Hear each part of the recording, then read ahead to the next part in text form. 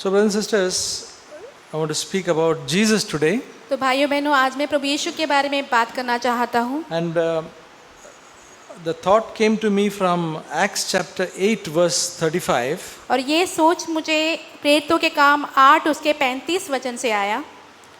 It says, Philip, he was told by the Holy Spirit to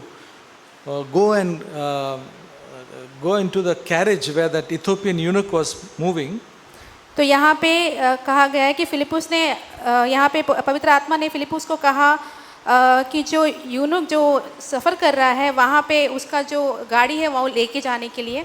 And Philip joined the chariot and he spoke to this eunuch.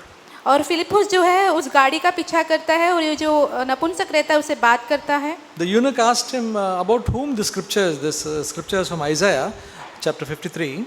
और जो नपुंसक होता है वो फिलिपुस से कहता है कि जो यशायाह में जो लिखा हुआ है वो किसके बारे में कहा गया है। So Philip opened and explained to him, to the Ethiopian, from that scripture. और फिर फिलिपुस जो वचन है उसमें से उसे समझाने लग जाता है। So it's very interesting to see. It says Philip opened his mouth, and beginning from this scripture, he preached Jesus to him. और यहाँ पे कहा गया है कि तब फिलिपुस ने अपना मुंह खोला और इसी शास्त्र से आरंभ करके उसे यीशु का समाचार सुनाया। So he preached. His message was about Jesus. तो उसका जो संदेश था वो प्रभु यीशु के बारे में था। Yeah, the word of God speaks so many things, doctrines and many things. But in this case and in many cases, the apostles and disciples preached Jesus. तो परमेश्वर का वचन जो है सिद्धांतों के बारे में बहुत सारी और चीज़ों के बारे में बात करता है, परंतु यहाँ पे उसके प्रेरित और उसके चेले जो है प्रभु यीशु मसीह के बारे में बताते हैं। We read similar things in we will not read the scripture, but I'll just quote. Acts chapter 5:42 says, they were preaching Jesus as the Christ. और प्रेरितों के काम 5वां अध्याय उसका 42 वचन कहता है कि वे प्रभु यीशु के बारे में प्रचार कर रहे थे। That was the disciples. वो जो शिष्य थे उनके। Again the disciples in Acts chapter 11 verse 20 preaching the Lord Jesus Christ. और फिर वापस इस शिष्य को हम देखते हैं प्रेरितों के काम 11वां अध्याय उसके 20वें वचन में वो प्रभु यीशु के बारे में सुसमाचार सुना रहे थे। Yeah. And Apostle Paul in Acts chapter 17 verse 18, और प्रेरित पौलुस 17वां अध्याय के 18वें वचन में he was preaching Jesus and the resurrection. और प्रभु यीशु के बारे में वो प्रचार कर रहे थे और उसके पुनरुत्थान के बारे में प्रचार कर रहे थे। And the Apostle Paul again says in 2 Corinthians 4:5, for we did not proclaim ourselves but Jesus Christ as Lord. और प्रेरित पौलुस दूसरा कुरिन्थियों उसके 4 अध्याय के 5वें वचन में फिर से कहते हैं कि हम अपने बारे में नहीं बताते हैं, प्रभु यीशु मसीह के बारे में बताते हैं जो कि उद्धार करता है। So, brothers and sisters, I found that it's not very easy. It is very easy to preach about many things. और मैंने देखा है भाइयों बहनों की बहुत सारी चीज़ों के बारे में बताना और प्रचार करना बहुत आसान हो जाता है। But it is not very easy to preach about Christ. पर प्रभु यीशु मसीह के बारे में प्रचार करना और ज़्यादा आसान रहता है। And that is the most important topic actually. और वही सबसे मुख्य संदेश भी है। So Philip preached Jesus to this eunuch. तो यहाँ पे हम देखते हैं फिलिपुस ने इस खोजे को जो है प्रभु यीशु मसीह के बारे में सुसमाचार बताया। From that scripture he has preached many things. From various scriptures he has preached Jesus to him. और उसने बहुत सारे अध्याय लिए, वचन लिए और उसमें सारे वचनों में उसने प्रभु यीशु मसीह के बारे में ही उसको बताया। And Jesus, we find in Luke chapter 24 verse 27, we can read that. You can open your Bible to see these verses. लूका 24वां अध्याय उसका 27वां वचन आप खोलें, वहाँ पे पढ़ते हैं हम। Luke 24:27 says, from Moses and all prophets, Jesus explained to themselves concerning him in all the scriptures. लूका उसका 24वें अध्याय का 27वां वचन, तब उसने मूसा से और सब भविष्यवक्ताओं से आरंभ करके सारे पवित्र शास्त्रों में से अपने विषय में की बातों का अर्थ उन्हें समझाया। So Jesus, to those two people who are going to Emmaus, तो यहाँ पे हम देखते हैं कि प्रभु यीशु मसीह जो है दो लोगों से जो कि इमोस की तरफ जा रहे हैं उनसे बात करते हुए he spoke to them from Moses, means from Genesis, और उन्होंने उनसे मूसा से लेके बात की, यानी कि उन्होंने उत्पत्ति से लेके बात की, and all the prophets, और सारे भविष्यवक्ताओं से भी, and he preached from all these things about himself to them. और इन सारे पवित्र शास्त्रों में से उन्होंने अपने विषय में ही उन्हें बताया। So children, Jesus is in the New Testament or in the Old Testament? तो बच्चों बताइए, जो प्रभु यीशु है वो नए वाचा में है या पुराने करार में है? Yes? Please answer, don't worry. Come and tell. New Testament, you're right. Anybody else?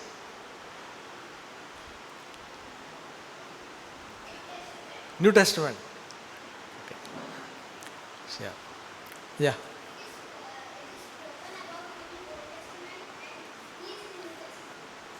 Beautiful. Very good. Very good answer. Yes. So, the name Jesus is mentioned in the New Testament. जो नाम यीशु का जो है वो नए करार में लिखा गया है, But he is from the Old Testament. पर वो जो है वो पुराने करार से ही है।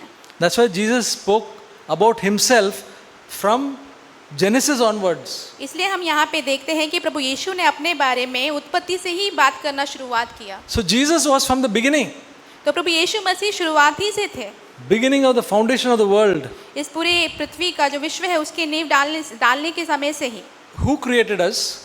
हमें किसने बनाया? Yeah, children? God. Anybody else? Any other answer? कोई और बता सकता है? Huh? The Word created, okay. Anybody can give answer? Who created us? Any name? You're right. So, Jesus was the one who created us. तो प्रभु यीशु ही हैं जिन्होंने हमारी सृष्टि की है। So Genesis 1:26 says, तो उत्पत्ति की किताब पहला अध्याय उसका 26वां वचन कहता है, Then God said, let us make man in our image. That means, let us. That means God, the Trinity was there. 126 brother. Genesis 1:26, don't have to read it, but God said, let us make man in our image. फिर वहाँ पे परमेश्वर ने कहा हम मनुष्यों को अपने स्वरूप के अनुसार बनाते हैं। Okay, so that is, the Trinity was there in the beginning. तो इसका मतलब ये है कि वहाँ पे शुरुआत में तृत्व था। And then about Jesus creating us, John chapter 1 verse 1.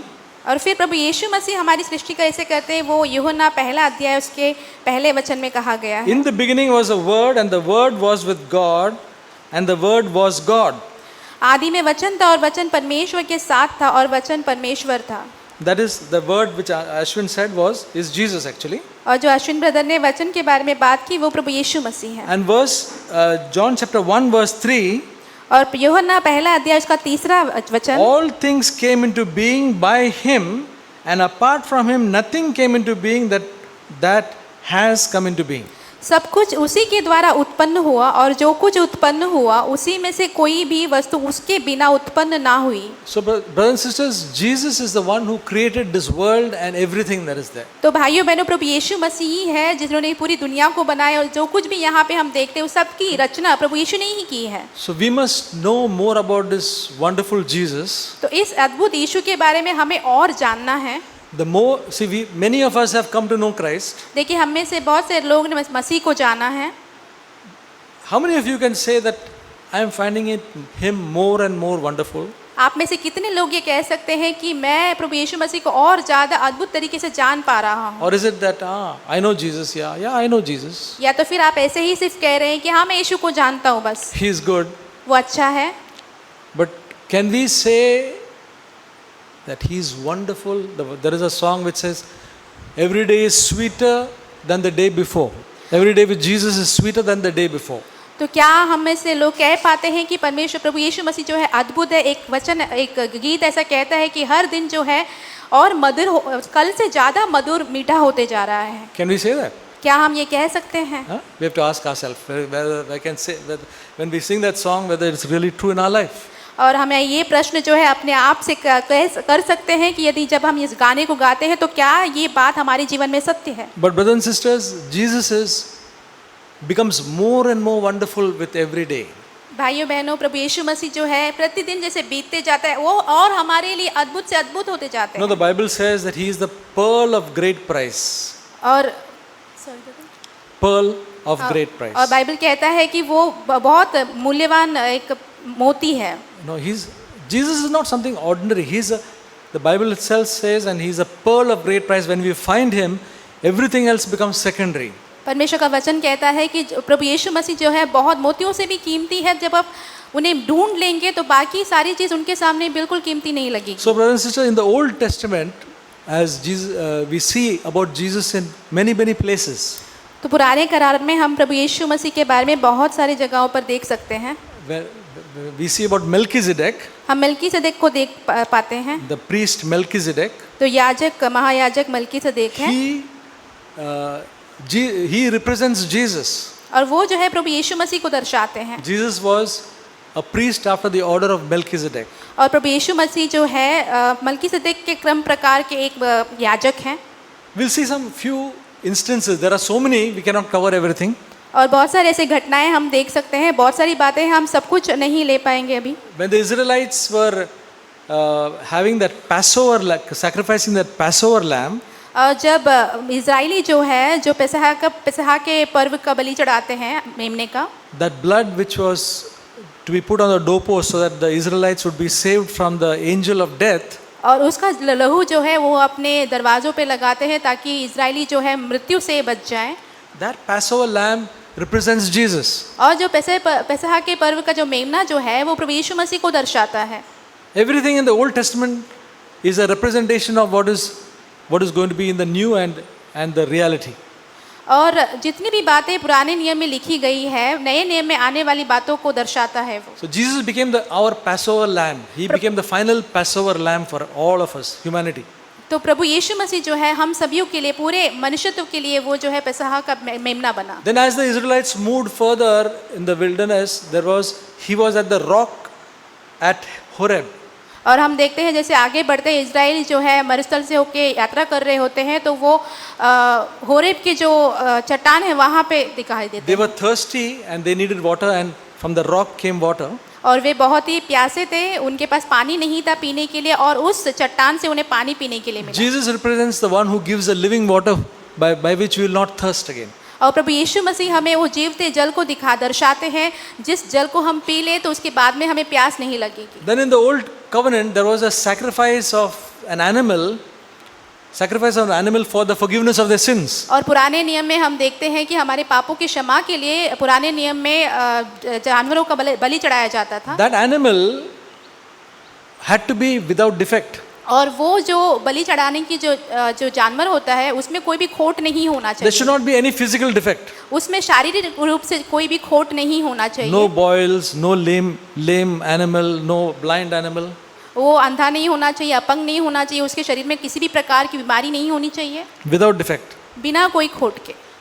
Jesus became the real sacrifice without defect, and that is not physical defect, spiritual defect. और प्रभु यीशु मसीह जो है हमारे लिए सच में एक बलिदान बने बिना कोई आत्मिक रूप से कोई खोट उनमें नहीं था. There was not a spot of sin in him. He became a sacrifice without defect. और उनमें एक कण भी पाप नहीं था और बिना कोई खोट के वो हमारे लिए बलिदान बने. In the Israelites, when they committed a lot of sin during the time of idolatry they committed, and then God made a bronze serpent. और हम देखते हैं कि इजरायलियों ने जो है बहुत सारे जो मूर्ति पूजाएं की उसके बाद उन्होंने एक जो सांप बनाया. So many people were dying. बहुत सारे लोग वहाँ पे मर रहे थे. So they God made a bronze serpent and told Moses that everybody who looks at the bronze serpent will be saved. और परमेश्वर ने वहाँ पीतल का एक सांप बनाया और जो कोई भी उस सांप की ओर देखेगा उस बनाई हुई मूर्ति की ओर देखेगा वो बचा लिया जाएगा. And the bronze serpent represents Jesus. और वो जो पीतल का जो सांप है वो प्रभु यीशु मसीह को दर्शाता है. All of us who look to Jesus will be saved. और जो कोई भी प्रभु यीशु मसीह की ओर देखता है वो बचा लिया जाएगा. Huh? Then we see during the time of Daniel, Shadrach, Meshach and Abednego, when they were put in the furnace. और फिर हम देखते हैं दानियल के समय पे शद्रक मेशक आबेदnego को जब आग के कुंड में डाला गया था. Did they get burnt? क्या वो जल गए थे तभी? No. They were alive in that. Okay. So they were alive, and what happened? Anybody else was there with them? Huh? Jesus was there. They are saying that I see another person like a son of God. तो वो उन्होंने कहा कि हम उन वहाँ पे एक और व्यक्ति देखते हैं जो कि परमेश्वर के पुत्र के समान है. So we see Jesus through the scriptures. तो हम प्रभु यीशु मसीह को पूरे पवित्र शास्त्र में देख सकते हैं. So he is not only in the New Testament but all through the Old Testament. पर इसलिए प्रभु यीशु मसीह सिर्फ नए करार में ही नहीं है, पुराने करार में भी हम उन्हें देख सकते हैं. So about Jesus' birth was written in the Old Testament. यीशु मसीह के जन्म के बारे में पुराने करार में लिखा हुआ है That he would be born of a virgin. कि वो कन्या कुंवारी से जन्म लेगा. He would be born in Bethlehem. वो बतलेहम में जन्म लेगा. Is written in the क्या Old वहाँ पे Testament. नहीं है? Okay. Then it was written about the work that he would do. और उसके बाद जो काम वो करने वाले हैं उसके बारे में लिखा That हुआ he है. would crush Satan. और शैतान को कुचल डालेंगे उसके बारे में लिखा है. In Genesis 3:15 it says that he shall crush you on the head and you shall bruise him on his feet. और हम देखते हैं उत्पत्ति की किताब उसके 3 अध्याय के 16वें वचन में कि वो जो है तेरे वंश वो जो है उसके सर को कुचल डालेगा और तो उसकी एड़ी को डसेगा. So Jesus crushed Satan on the cross. तो प्रभु यीशु मसीह ने शैतान को उस क्रूस पर कुचल दिया. He defeated him. उसने हरा दिया उसको. But Satan injured him on his heel. पर शैतान ने उसकी एड़ी को डसा. Okay? On the cross, he bruised him on his heel. और हम देखते हैं उस क्रूस पर उसको एड़ी पर उसको चोट लगी थी. Everything is written in the Word of God, right? In Genesis chapter 3 verse 15, it is written about that. और हम देखते हैं उत्पत्ति की किताब 3 अध्याय उसके 15वें वचन में हम देखते हैं कि परमेश्वर के बारे में वहाँ पे भी लिखा हुआ, सब कुछ लिखा हुआ है. About his death and resurrection is written in the Old Testament. वहाँ पे पुराने नियम में हम देखते हैं उसकी मृत्यु के बारे में और उसके पुनरुत्थान के बारे में भी यहाँ पे लिखा है. About his role in the church is written in the New Testament. और कलीसिया में उसका जो भाग है उसके बारे में लिखा हुआ है. That there will be a new covenant that is written in the New Testament. और नई वाचा के बारे में भी वहाँ पे लिखा हुआ है. And brothers and sisters, Isaiah 53 speaks a great deal about Jesus. We must read that when we go home.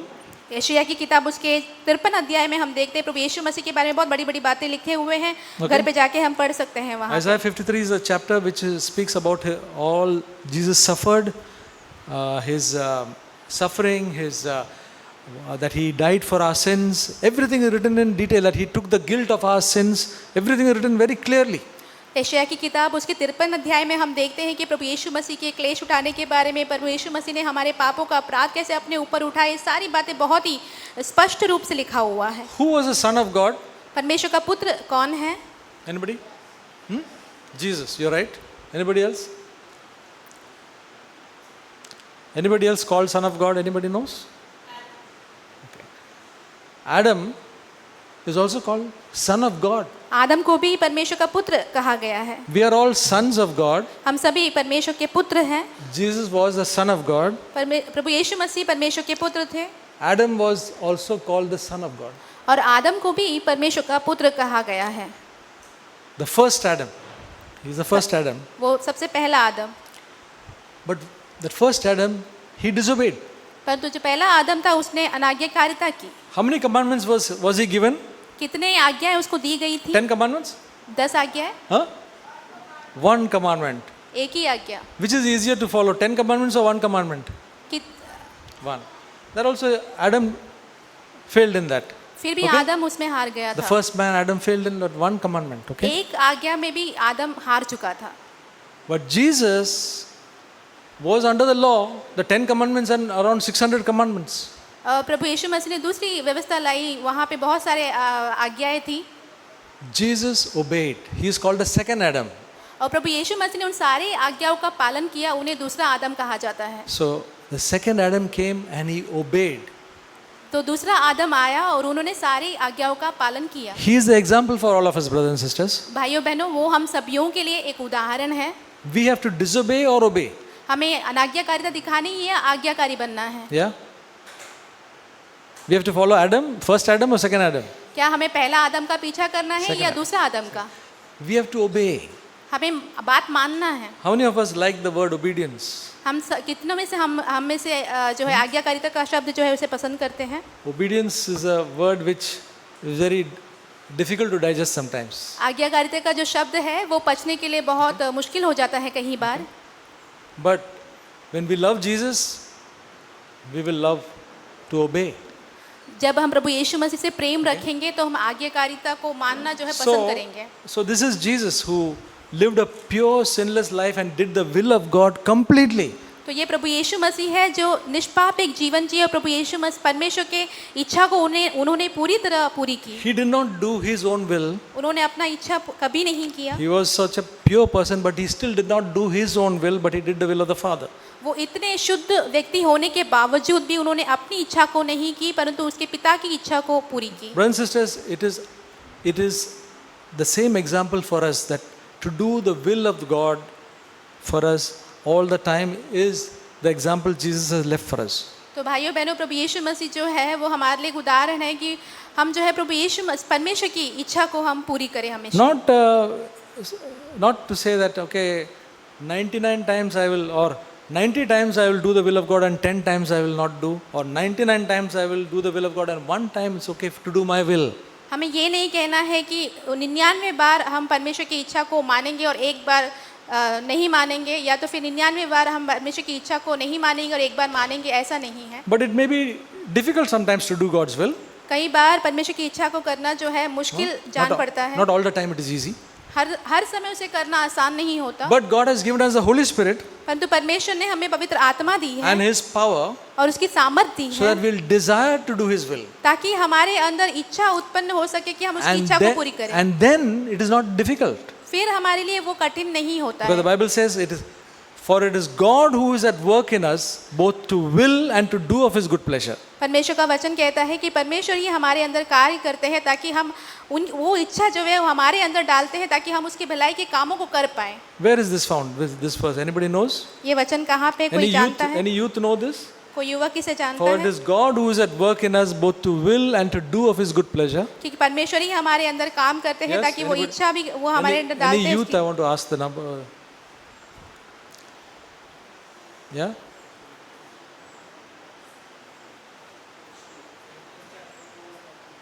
Okay. I hope nobody has heard that. Anybody else? Anybody else?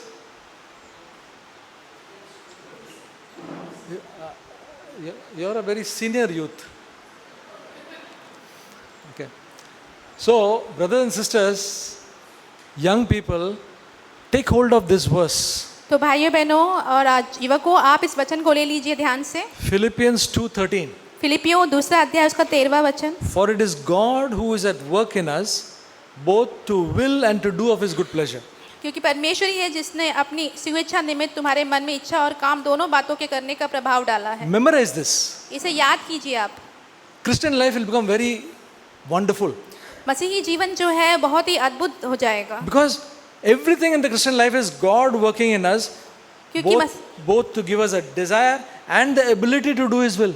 क्योंकि मसीही जीवन में सब कुछ जो है परमेश्वर ही हमारे उसके स्वेच्छा निमित्त हमारे अंदर ऐसा इच्छा डालते हैं कि हम उसकी इच्छा के कामों को कर पाएं। Without this, Christian life will be all these great standards will be very difficult to keep.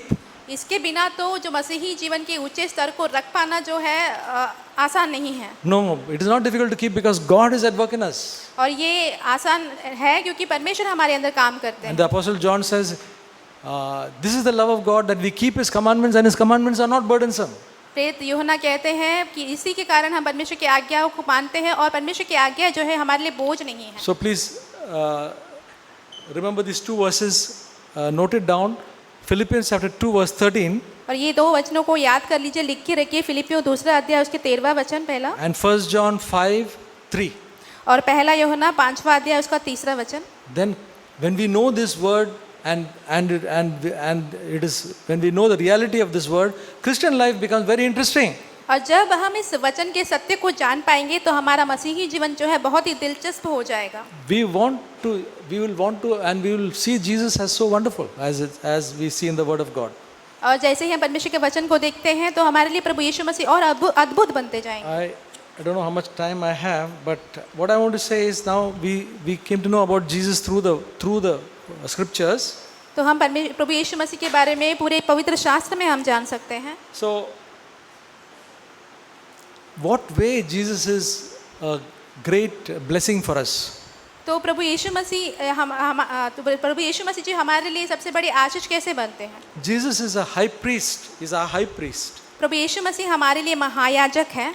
That means Jesus is praying for us. उसका मतलब ये है कि प्रभु यीशु मसीह हमारे लिए प्रार्थना कर रहे हैं. Jesus is a high priest. He's in heaven. प्रभु यीशु मसीह स्वर्ग में है, वो हमारे And महायाजक he is हैं interceding for each one of us. और वो हम सभियों के लिए मध्यस्थी कर रहे हैं. See, brothers and sisters, we are all going on in the Lord देखिए भाइयों बहनों, हम सभी प्रभु में चल रहे हैं by the prayer of Jesus, प्रभु यीशु मसीह के प्रार्थना के ही द्वारा, by the prayers of all the brothers and sisters, और जितने भी भाई बहन हैं उनकी प्रार्थना के द्वारा and by our prayer.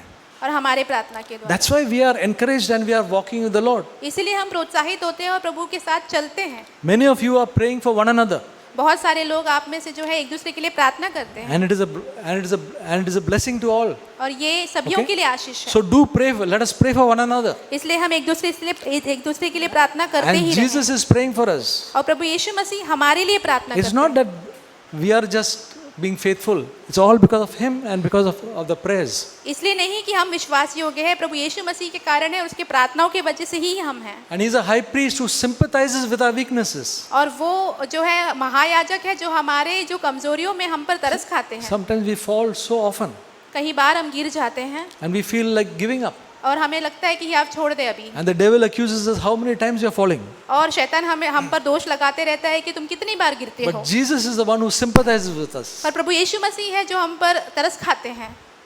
Don't listen to the devil. शैतान की मत सुनिए आप. He is the one who sympathizes. प्रभु यीशु है जो हम पर तरस खाते He हैं. will never say how many times you have done now it's enough. He will never say that word. वो कभी भी ऐसे नहीं कि तुमने कितनी बार ऐसे सब काम किया अभी बस हुआ. He sympathizes with our weaknesses and He gives us grace to help in our time of need. वो हमारे कमजोरी में हम पर तरस खाता है और हमारे कमजोरी के समय पे वो हमें अपना अनुग्रह का सामर्थ देता है. This wonderful Jesus is our advocate. और ये जो हमारे जो अद्भुत से प्रभु यीशु मसीह हमारे वकील है. He is our lawyer in heaven. वो स्वर्ग में हमारे वकील हैं. When we fall, जब हम गिरते हैं, you must remember this verse, 1 John 2:1. इस वचन को याद कीजिए, पहला यूहन्ना 2 अध्याय उसका पहला वचन. These things have I written unto you that you may not sin, but if anyone sins, we have an advocate with the Father, Jesus Christ the righteous. हे मेरे बालकों, मैं ये बातें तुम्हें इसलिए लिखता हूँ कि तुम पाप ना करो, और यदि कोई पाप करे तो पिता के पास हमारा एक सहायक है, अर्थात धार्मिक यीशु मसीह. So we can go to Him. We must always go to Him. Must not remain fallen down. तो हमें हमेशा प्रभु यीशु के पास जाना है, हमें गिरे नहीं रहना है. Maybe we have lost our temper. हो सकता है कि हम गुस्से में आए हों, Maybe we have said something very hurting to others. या तो फिर हमने किसी को चोट पहुंचाने वाले शब्द कहे हों. All these things can be at home, between husband and wife and parents and children. हो सकता है कि घर पर ही हो रहा, पति पत्नी के बीच में या बच्चों के और माता पिताओं के बीच में. And then we feel, oh, after so many years of a Christian, I'm still doing this. फिर भी हमें ऐसा लगता है इतने साल हम मसीही रह चुके हैं, फिर भी हमारे साथ ये सब कुछ होता है. And we can get discouraged. हम बहुत निराश हो जाते हैं. And the devil says, what is your life? और फिर शैतान भी कहता है तुम्हारा जीवन कैसा है. But that is a fall. We had a fall. तो हम गिर गए हैं, But we must get up. पर हमें उठना है वहां And से. say, Lord, Jesus, I'm sorry for it. और हमें प्रभु यीशु से कहना है कि मुझे क्षमा कर दीजिए And Prabhu. Jesus says, I am with you. और प्रभु यीशु कहते हैं कि मैं तुम्हारे साथ हूँ, I have died for you. मैं तुम्हारे लिए मरा हूँ, I will forgive you. मैं तुम्हें क्षमा करूंगा. 1 John 1:9. पहला यूहन्ना पहला अध्याय If we 9वां वचन. confess our sin, He is faithful and just to forgive us and to cleanse us of all unrighteousness. यदि हम अपने पापों का अंगीकार करें तो वो धर्मी और न्यायी है कि हमें अपने पापों से शुद्ध करता है वो. So we can come back to God तो हम परमेश्वर के पास वापस आ सकते हैं and be in fellowship with Him. और प्रभु के साथ संगति में रह सकते हैं. Jesus is our deliverer. प्रभु यीशु मसीह हमारे छुड़ाने वाले हैं. In Colossians, He says that He has cancelled all the accusation and debts against us. और कुलुस्सियों में लिखा हुआ है कि प्रभु यीशु मसीह ने हमारे खिलाफ जितनी भी दोष की बातें थी वो सब कुछ उन्होंने रद्द कर दी. All the past sins and all the accusations and debts of our past has been nailed to the cross. हमारे जितने भी पाप है, हमारे ऊपर जितने भी दोष लगे थे, सब कुछ प्रभु यीशु मसीह ने उस क्रूस पर रद्द कर दिया. No curse or black magic can was everything was taken away by Jesus. और हम कोई भी काला जादू या कुछ भी कोई भी श्राप नहीं, सब कुछ प्रभु यीशु मसीह ने ले लिया है। Everything is cancelled because of Jesus प्रभु यीशु मसीह के कारण सब कुछ रद्द की कर दी on the cross. उस क्रूस पर। Any curse or anything of our forefathers and generation, people talk about generational curses. और हमारे जो पीढ़ी से आने वाली जो श्राप है, लोग पीढ़ी से आने वाली श्रापों के बारे में बात करते हैं। When we put our trust in Jesus, all are cancelled. और जब हमारा विश्वास हम प्रभु यीशु मसीह पर रख देते हैं, वो सब कुछ हमसे दूर किया Let जाता us है। read that verse in Colossians 2:14 and 15. हम उस वचन को देखेंगे कोलोसियों 2 अध्याय 14 और 15 वचन में। Sister, read it. Yes, Colossians 2:14 and 15. कोलोसियों 2 अध्याय 14 और 15। और विधियों का वो लेख जो हमारे नाम पर और हमारे विरोध में था मिटा डाला, और उस क्रूस पर कीलों से जड़कर सामने से हटा दिया है। और उसने प्रधानताओं और अधिकारों को अपने ऊपर से उतार कर उनका खुल्लम खुल्ला तमाशा बनाया, और उस क्रूस के कारण उन पर जय जयकार की ध्वनि सुनाई। Yeah.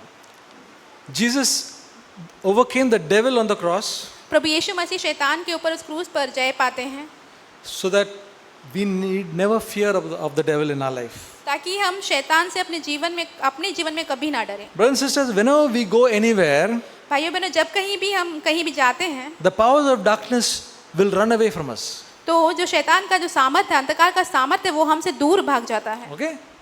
We are going to a place and the spirits of darkness are afraid of us. हम एक जगह जाते हैं और वहाँ पे अंधकार के जो आत्माएं हैं, सामर्थ जो है वो हमसे डरते हैं। Not because we are good and righteous, इसका ये कारण नहीं कि हम अच्छे हैं या धार्मिक है इसलिए, but because we got a connection with Jesus. क्योंकि हमारा जो संबंध है प्रभु यीशु मसीह के साथ है, इसलिए We are in fellowship with Him. हम प्रभु के साथ संगति में हैं। And the powers of darkness, even the devil will go away from us. और इसी के कारण अंधकार का सामर्थ और जो शैतान है वो हमसे दूर भागता है। And because of Jesus' death on the cross, He has brought unity between people. क्योंकि प्रभु यीशु मसीह उस क्रूस पे मरे हैं, तो उन्होंने लोगों के बीच में एक मेल लाया। He has taken away all the division which can come between man. और मनुष्यों के बीच में जो अंतर थे, जो कि उन्हें अलग कर सकते, उन बातों को प्रभु ने निकाल दिया। Sometimes it's very difficult for we can say a Malayali to mix up with the Tamilian. कई बार जो है मलयाली लोग जो है तमिल लोगों से मिलजुल पाना बहुत ही कठिन हो जाता Or है, a Maharashtrian with a Gujarati. या तो फिर महाराष्ट्रन का और गुजराती I'm के just बीच में। taking some examples, not real life. मैं ऐसे ही कुछ उदाहरणों को ले रहा हूँ। But we may have, this is this guy, but I am Malayali. Okay. और हम ऐसे सोच सकते हैं कि ऐसा हो सकता है हमारे अंदर कि ये तो ऐसे दूसरे जात के, मैं तो मलयाली हूँ। But in Jesus, everything is He brings unity. पर प्रभु यीशु मसीह में सब कुछ एक है, एकता में है। That's why we are all different from different cultures, different states, and we are brothers and sisters. इसलिए हम अलग अलग राज्यों से, अलग अलग संस्कृतियों से, पर हम सभी एक दूसरे से भाई बहनों की तरह रहते हैं। This is a richer fellowship than just a Malayali group or a Tamil group or a Kannada group. एक तमिल का ग्रुप झुंड या तो फिर मलयाली का झुंड या कोई और झुंड से ज़्यादा महत्वपूर्ण और ज़्यादा अच्छा ये जो संगति This है, is a much richer group. ये और ज़्यादा अच्छा झुंड है। It's all because of Jesus. ये सब कुछ प्रभु यीशु मसीह And, के कारण and है। lastly, आखिरी बात, in Jesus, all the promises of God are ours. प्रभु यीशु मसीह में परमेश्वर की जितने भी वायदे हैं वो सब कुछ हमारे हैं। God has given tremendous promises, परमेश्वर ने बहुत सारे वायदे दिए हैं। and there are many promises in the Old Covenant पुराने वाचा में बहुत सारे वायदे हैं which He has given to His people Israel. जो कि इजराइल जनों को उन्होंने दिया है। Now in Jesus, all that becomes ours. और प्रभु यीशु मसीह में अभी वो जितने भी वायदे हैं वो हमारे बन जाते हैं। Every promise. We read it in Ephesians chapter 3 verse 6. इफिसियों के 3 अध्याय के 6 वचन में हम इसे पढ़ते हैं। Read it. अर्थात ये कि मसीह यीशु में समाचार के द्वारा अन्य जातीय लोग मिरास में साजी और एक ही देह के और प्रतिज्ञा के भागी हैं। 2 Corinthians chapter 1 verse 20. 2 कुरिन्थियों 1 अध्याय उसका 20वां वचन।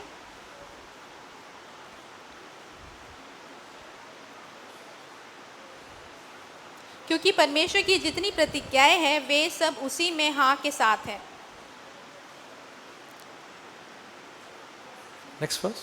इसलिए उसके द्वारा आमीन भी हुई कि हमारे द्वारा परमेश्वर की महिमा हो।